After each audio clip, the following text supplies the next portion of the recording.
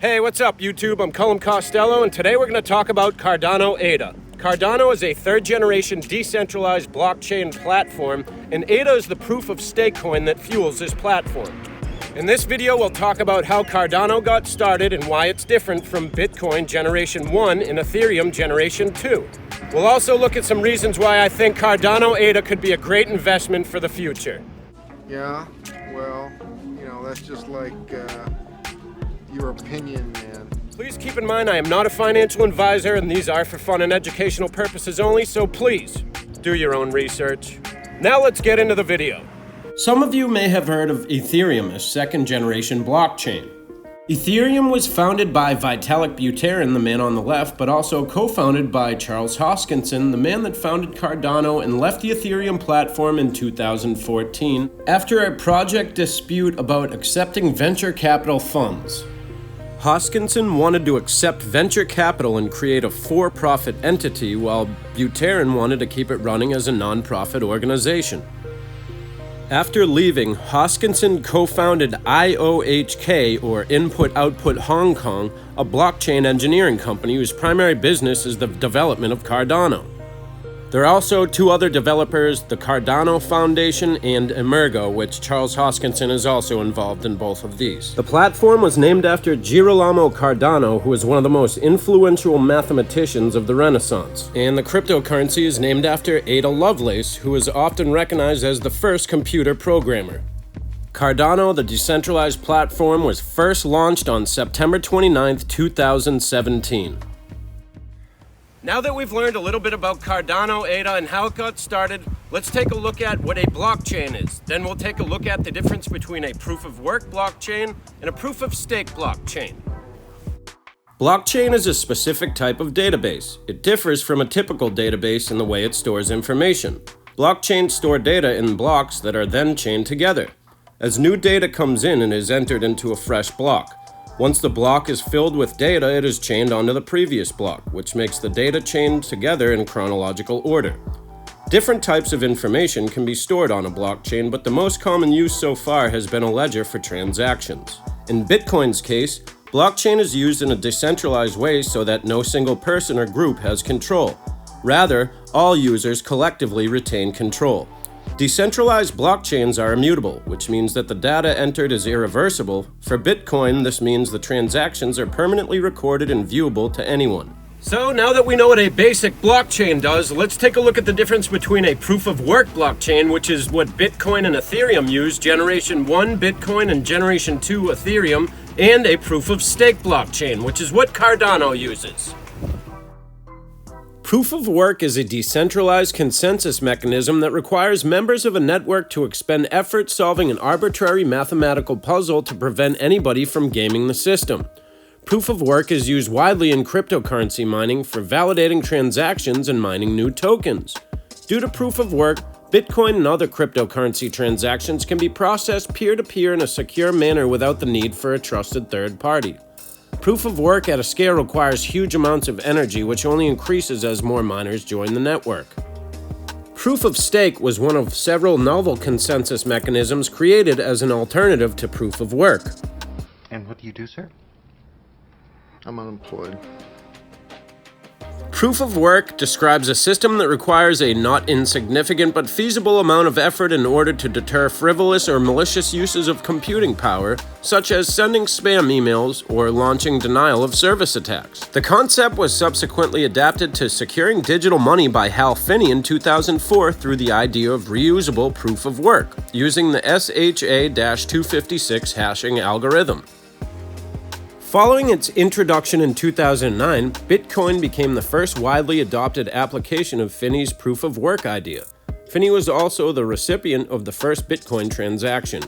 Proof of work forms the basis of many other cryptocurrencies as well, allowing for secure, decentralized consensus. So now that we've learned a little bit about proof of work, let's take a look at proof of stake, which is what the Cardano platform uses. Did you say stake? With proof of stake, cryptocurrency miners can mine or validate block transactions based on the amount of coins a miner holds. Proof of stake was created as an alternative to proof of work, which is the original consensus algorithm in blockchain technology, used to confirm transactions and add new blocks onto the chain. Dollar bills, y'all. Proof of work requires huge amounts of energy, with miners needing to sell their coins to ultimately foot the bill. Proof of stake gives mining power based on the percentage of coins held by a miner. Proof of stake is seen as less risky in terms of the potential for miners to attack the network, as it structures compensation in a way that makes an attack less advantageous for the miner. Next, I want to look at something called risk of network attack. Now, this could happen with a proof of work system. A proof of stake system eliminates this. First, let's check in with Lloyd, see if he has anything to add, and then we'll look at a reading that will help us understand this a little bit more.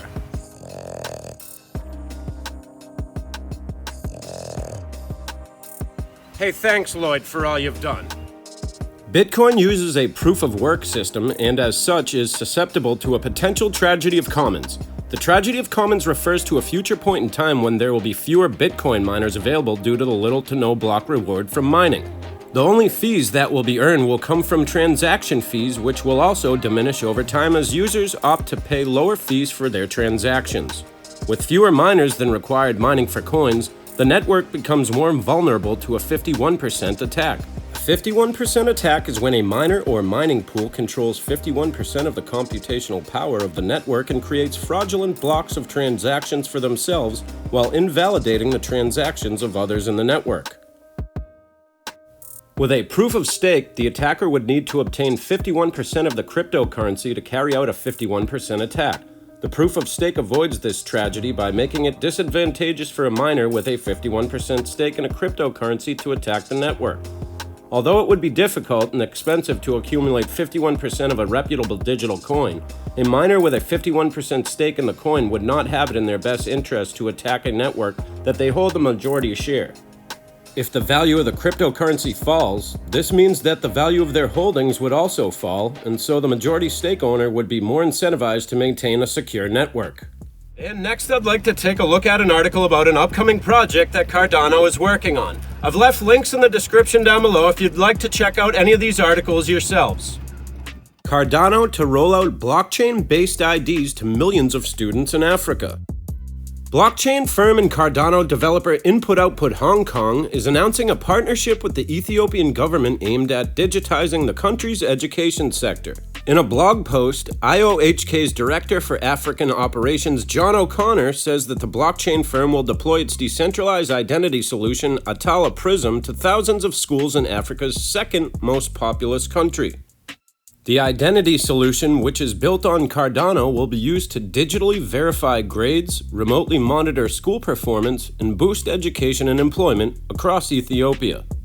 This will provide all students with blockchain-verified digital qualifications to reduce fraudulent university and job applications, and increase social mobility by allowing employers to verify all applicants' grades without third-party agencies. The partnership between IOHK and the Ethiopian government will initially benefit 3,500 schools, 5 million students, and 750,000 teachers as part of the country's digital transformation strategy. Back to school, to prove to Dad that I'm not a fool. In the future, the blockchain-based national identity system for teachers and students could benefit tertiary educational institutions too. The project could ultimately be extended to universities where degrees are also digitally verified on the Cardano blockchain, allowing employers to easily validate the authenticity of applicants' educational credentials. Earlier this month, IOHK founder and CEO Charles Hoskinson hinted at upcoming business opportunities in Africa as the blockchain firm planned for expansion in the continent. We are also on the commercial side really scaling up our commercial division, and in Africa in particular, we're definitely going to scale up resources there into the 8 figures because there's a lot of good news coming. Well, that's all the time we have today, and I want to thank you all so much for tuning in till the end of the video. Now do me a favor and leave me a comment down below. Let me know what you think of Cardano ADA. Let me know if you own any Cardano ADA. Let me know if you're going to jump into some Cardano, or just let me know if you're going to sit this one out. Once again, you guys, I'm Cullum Costello. Now hit that subscribe button, tap that thumbs up, and go out and get money.